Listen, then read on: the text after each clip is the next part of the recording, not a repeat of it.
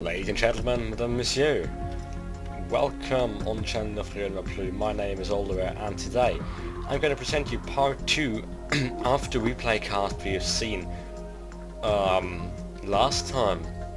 It's still LVA 2 versus WTF 2 with WTF on packed side and LVA on NATO side, and I still have a cold. That's the reason why it took me so long to produce this video. I'm very sorry for that. And yeah, and if you haven't seen the first video, definitely go check it out. The link should be in the description below, or if I forget to put it in there, just search for it on my channel. And what we've seen last time is this amazing command hunt right there with 2 routed squads, 2 Afghanskis and Gazelle Cannons, H-Cobras, and their command, which is just running right into the Afghanskis. And let's take a look at how this plays out. Oh my goodness, they really aren't seeing this. But they aren't seeing the command either. But the Afghanskis are now running into the Cobras with no effect. Oh. Now this was good luck made the player a bit. Packers and the incoming as well, but the Cobras are just as superior around the air helicopters and also very good power against other air units. And what's going on over here? We have a large attack by Pack with the usual spammy units like the Afghanskis. A lot of specialists, surprisingly. I don't know what they're going to do with them, especially in the open fields.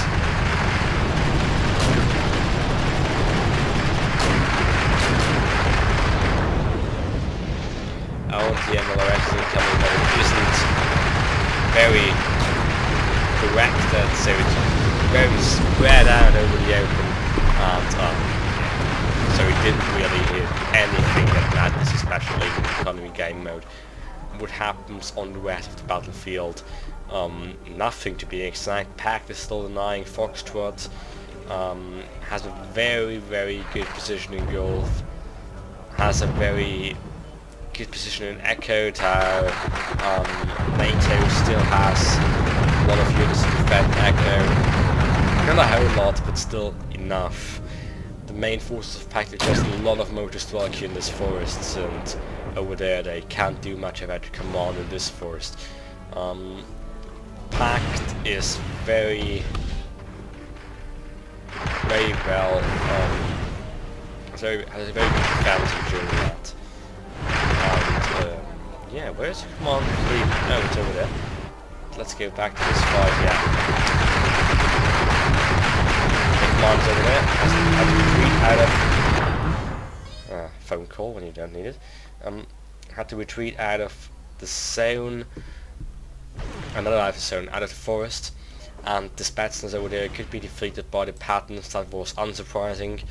Spetsnaz don't have any anti-vehicle weapons, and they were out in the open, so not much left of this packed attack, and NATO has been able to retake Mike and therefore get a 4-point sector into their hands. And now the final zone going about Lima. Command is out of the sector. It seems like NATO deems this to be a too dangerous sector to park the command for them. T-55s really can't do much, and now being shredded by the Gazelle Cannons and the AMXs and the Gazelle Hots. They have an amazing amount of Gazelles on the field at the moment, and the Hot Gazelles are actually very good tank guns, especially when combined with the Cannon Gazelles. They are a very good combination, but they are now flying right into the Afghanskis. Now that's a bad idea. That's a really bad idea. Someone was complaining on my last video that I was zooming in and out too much. Yeah, I'm very sorry for that, but it's a very zoomy game, if that makes any sense. Zoom engine is very good, and I think it helps to understand the overall battlefield situation if I zoom out a bit more. Let me know what you think about that. I don't think it's a bad it's a bad thing to do, but one of my viewers seems to think so. So I'm trying to reduce it a little bit, even if it may be hard. And they have guessed the command location. I think so. Otherwise there's no region unit, so I think they have guessed the location and are now shouting it, which is very bad for the command, which has already lost 3 health points. Now the MLRS are coming back. They are not hitting again. What's on with this MLRS? What is this? A smudge? Yeah. But they have a very bad corrected shot. For some reason. NATO is now retaking the forests in Lima with some Legion and some Chasseurs, which I was talking about in the last video, because I was wondering why they actually took the non-FAMAS version, and in the comments someone told me that this was because the Legion, the basic version, are very easy to wet. Well, that's a good point actually, but I still don't think they are worth the point. Oh, this heavily damaged. Already lost half its hit point and is still being shelled by the MLRS and by the conventional 2RT, but they are not hitting at the moment, fortunately for the player. But the command is routed, so any hit on this position right now is going to kill the command. It's unrouted again and it's fleeing. Oh, this is a hail of RT shots. Bit of luck. Pack may be able to take this out, but there's something happening on the other front. Yeah, NATO is trying to attack gold. I guess that will deliberately fail, considering how many defenses Pact has over yeah. The Spetsnaz have survived against the Chasseurs, even though being severely outnumbered, but their napalm rocket launcher is just superior to any other anti-infantry weapon in the game. Spetsnaz still living in there, but with their napalm rocket launcher out of ammunition, so the green jackets might actually win this fight. Not 100% sure now. No, they are not there. Their HE value of their standard rifle is just too good. What's happening over there? Oh, still some skirmishes in the Gulf. But there is a flamethrower tank over there. There's shield cutters over there. So, and with half support, of course. So I don't think those Chasseurs are going to do anything. Points-wise, Pact is leading at the moment with 2,600 to 1,900 points out of 4,200. That's a lead of about 700 points at the moment, which is, well, not a whole lot, but still quite some points, and NATO has to consider what they want to do about that, because economy-wise, if I'm not mistaken, Pact is in the lead. 2, 4, 6, 9, 13, 16, 19 points versus 3, 6, 10, 13, 15, 17, oh, 19 too, so it's balanced actually. I was not expecting that. Yeah, Pact does not take Foxtrots. They still have to get those wheels out of there, but they should consider doing that, because if they are able to take Foxtrot, they could take the lead over NATO again. On the other hand, NATO has also to consider placing the command back in Mike to gain the advantage over Pact. But Pact has now spent some money, and now it's 2,400 to 2,200. You see, in an economy game mode, the tables can turn really, really fast as soon as someone decides to spend their money. So it's really all about managing your units so well that you don't need to spend. I still think it is a very good game mode. Probably not better than Destruction, but at least as good as Destruction. Now I have to admit that economy sometimes can be a lot more static than Destruction. Even more static than Destruction, which already is. Wargame is a static game sometimes, especially since the last patch, which is not a negative thing, don't get me wrong. But 2 Smirches and 4 Danas just got kind of a standard deployment after the last patch, and I'm not entirely sure if this is a good thing. I think they should also do something about the MLRS being able to snipe everything. Really everything. There was a little patch today which has fixed the desynchronizing issues, which is something very important, and I really think that is something that had to be done, and they had been searching for this issue for a very long time, but they couldn't find it, and they now finally were able to reproduce the issue on their testing machines, and therefore were able. Oh, the command has been sniped. Oh, that is. Wow, that was very unfortunate for NATO. They should have known that there is something up there. I really wonder why they wove their command through there. But they finally fixed the desynchronizing issues. I've not tested out yet if it really works. I have gotten a lot more of these things in the last time than I used to have, but I didn't get to play today. And the other thing they did was randomizing the starting locations on all maps. Now what that means is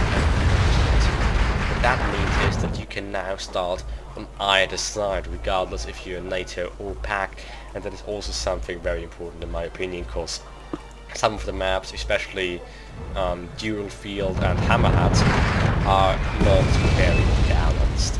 Dual Field was very NATO flavored and Hammerhead was very PAC flavored, and now it's at least randomized who gets the advantage.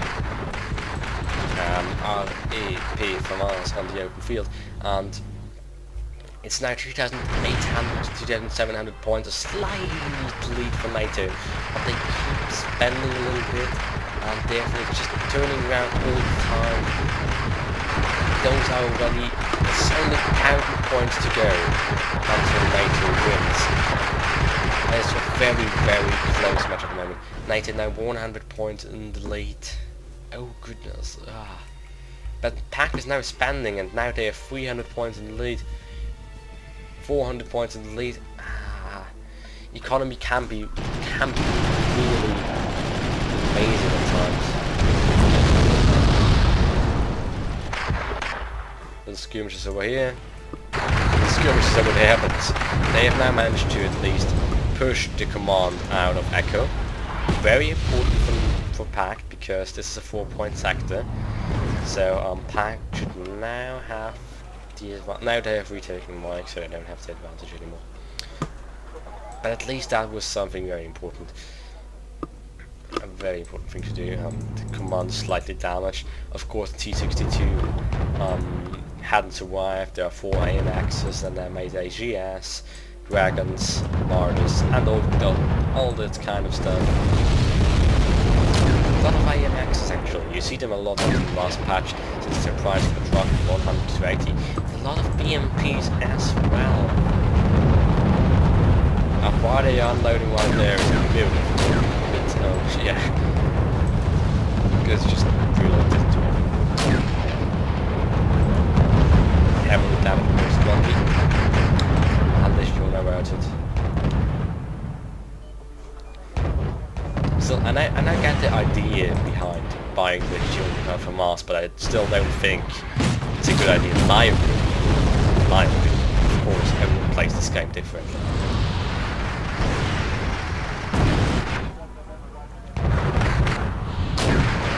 No, large infantry tech over the open fields. Now that's something I wouldn't do, even if they're in that position, because the AMX 10 RC can now just with those unit hard.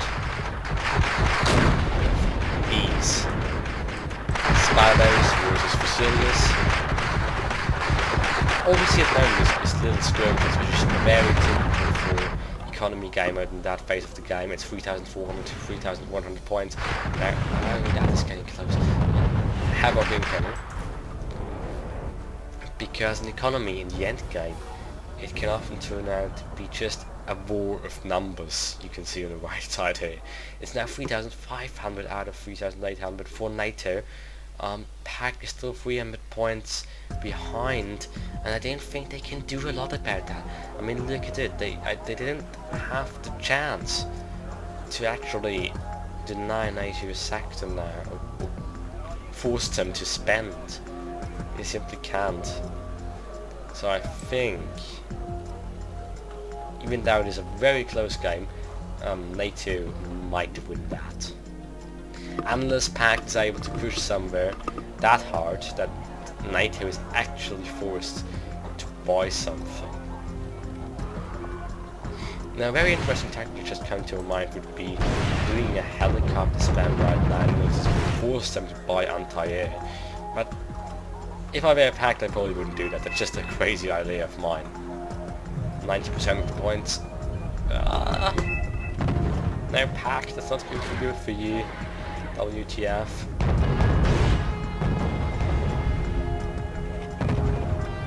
Yeah, just to and so yeah, that was a very intense fight.